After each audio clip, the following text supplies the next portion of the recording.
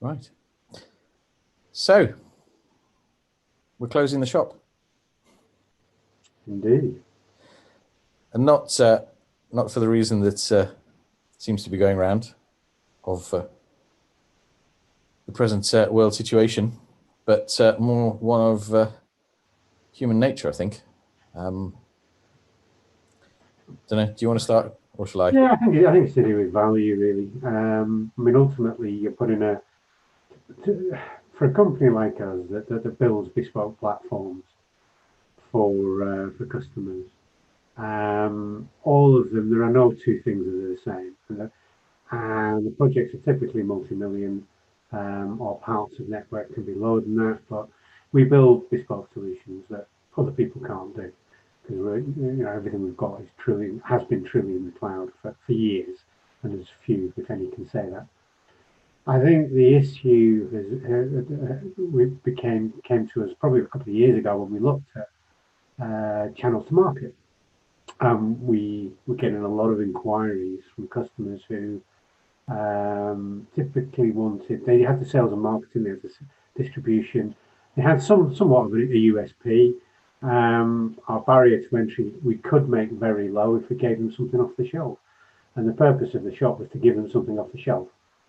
So what did that mean? That meant a nominal startup fee. They could invest most of the cash into sales and distribution and getting stuff in customers' hands. They could give stuff away even to select customers if they needed to. But it was all about, really was all about a pre-packaged product, which was a departure for us, but meant we could do not volume in FMCG terms, but certainly a lot higher number of customers, at probably a lot number of end user subscriber bases, for a reasonable amount of money, and they could address that. And if it was segments and sub-segments that they had available, probably a cross-sell in most cases, because they had the customer base, and a happy day. But it didn't work out like that. Well, I mean, it's a good thing for the customers who picked it up and ran with it. But ultimately, I don't know if the problem's with human nature or what it is. But I get the. I mean, I always like to use analogies, and I know sometimes people go, "Oh God, not another analogy." But I mean, they're used in situations where people's sense of something via either the public opinion or some way has become detached from what the reality is, right? And this happens a lot, especially with our modern politics, with reality TV, etc. We sometimes get this view that Madonna was an idiot because she worked hard, when all you've got to do is go on some show and you can live like Madonna the rest of your life. Well, the sad thing is you can't, because you don't have all that copyrighted material keeping you going when you're retired. So the analogy that I've sort of thought of is that we as a group can do everything, and we have done anything. And some of the things that we did and were successful, we've put out there as a packaged product because it doesn't take as much time. The big problem is that then people were coming back and saying, for that kind of Volkswagen Golf that we could put out there in the millions without too much customization, they're saying, but now I want, for the same amount of money, when it came to get the Bugatti, not only did they want the expensive top of the range service, but they wanted another same again bespoke changes, but still only paying the Volkswagen Golf, and it doesn't work, right? No, it doesn't work.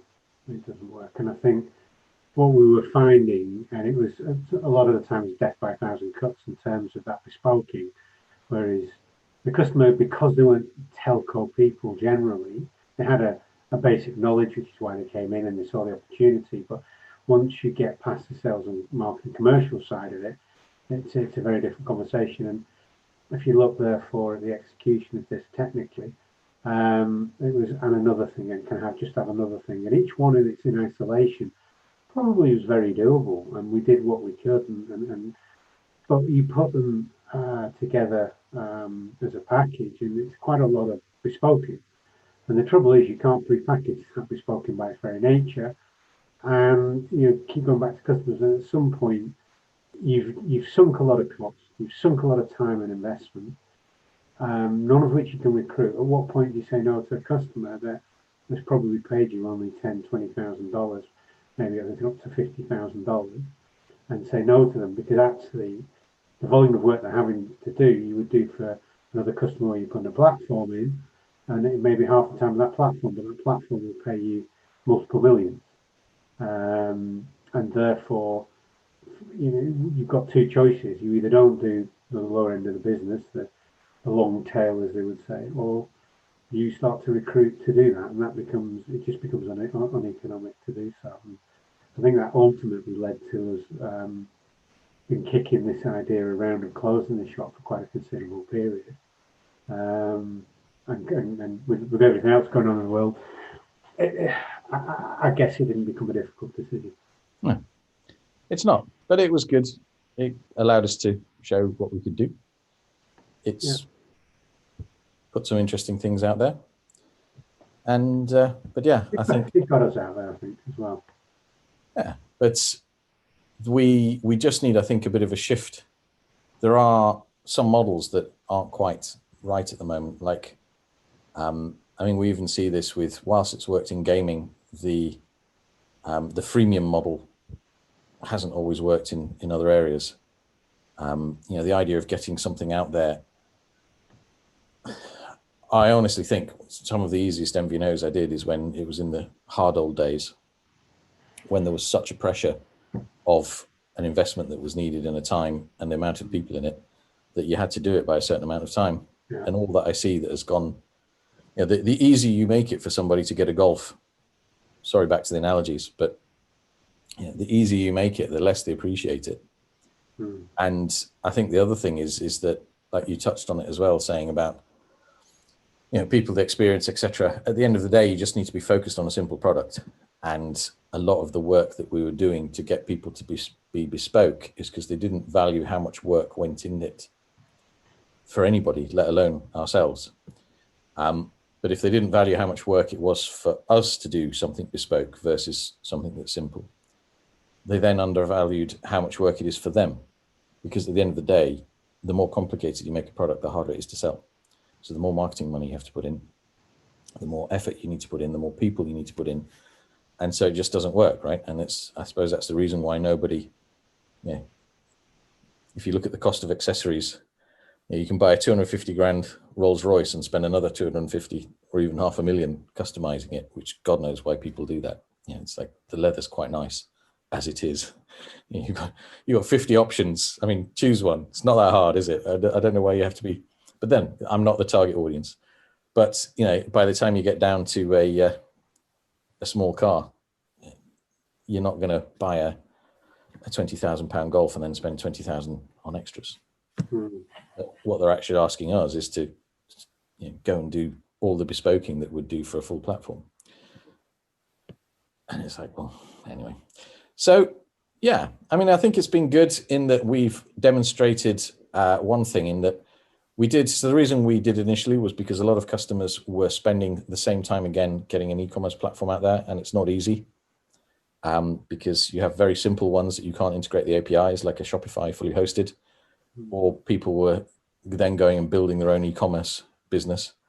And, honestly, if you're not in this space, having to build a mobile platform and an e-commerce business was quite a lot for some people. And so we've demonstrated that, we're able to go and do that. It has had benefits in other parts of the business, especially in, for example, remittance, where we can integrate all the different providers very quickly and easily. And there's a lot more that we won't go into now. But for now, we're closing the shop.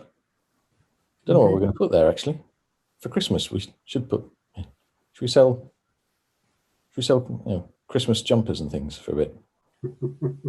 Reindeer food. Okay. Thank you for that. Well, we fixed that. That's good. We'll move on to next.